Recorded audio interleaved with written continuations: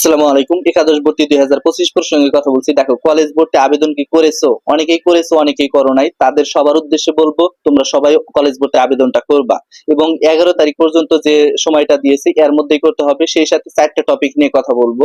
এক নম্বরে হচ্ছে যে কলেজ ভর্তি আবেদনের পরবর্তী সময় কি করতে হবে, নিশ্চয়নের রেজাল্ট কবে দিবে, কিভাবে দেখবা, মাইগ্রেশনের রেজাল্ট কবে দিবে এবং সে অনুযায়ী কি করবা। আর সেই সাথে আমি সর্বশেষ বলবো যে তোমাদের ভর্তির সর্বশেষ আপডেট কবে, অর্থাৎ ভর্তি তুমি সবকিছু কমপ্লিট করলা, তোমার সর্বশেষ ভর্তিটা কবে হবে, সেই 4টা টপিকের উপর আজকে কথা বলবো। তো মূল টপিকে চলে যাওয়ার আগে একটি রিকোয়েস্ট থাকবে, যারা এখনো নতুন অবশ্যই চ্যানেলটি সাবস্ক্রাইব করে রাখো, কারণ সামনে সকল আপডেট আমার কাছ থেকে পাবা।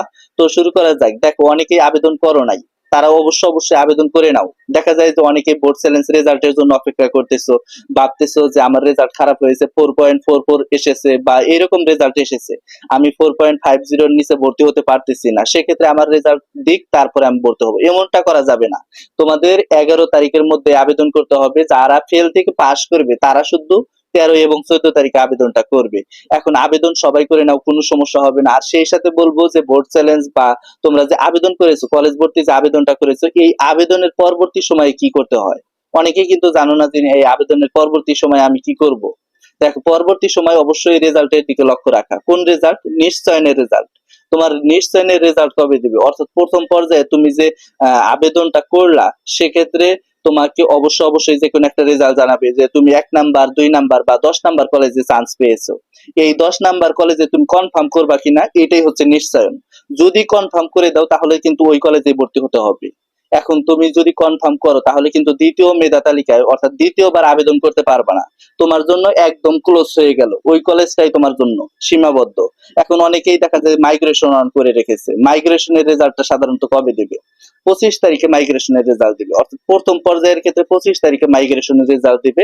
এই যে মাইগ্রেশনের যে রেজাল্টটা দিবে, তখন কিন্তু অবশ্যই মাইগ্রেশনের রেজাল্টের দিকে তোমাকে লক্ষ্য রাখতে হবে যে আমার কলেজটা চেঞ্জ হইলো কিনা। আমার 10 নাম্বার কলেজে চান্স পেয়েছিলাম, সেই অনুযায়ী নিশ্চয়ন করেছি।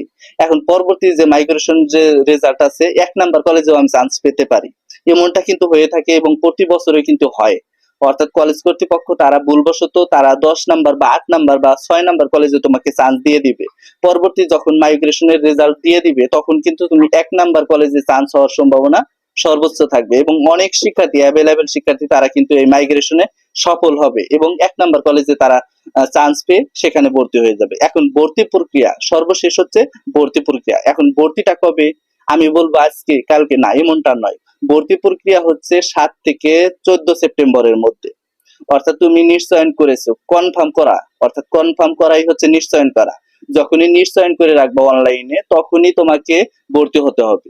ভর্তি হওয়ার জন্য তোমাকে একটা ডেট ফিক্সড করা হয়েছে, প্রথম ধাপ, দ্বিতীয় ধাপ, তৃতীয় ধাপ।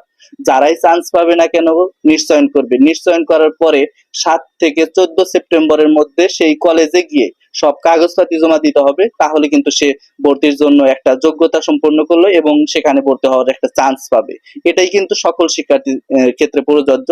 তো এই ছিল আজকের ভিডিওটা। সামনে সকল আপডেট আমার কাছ থেকে পাবা। ধন্যবাদ সবাইকে। আসসালামু আলাইকুম।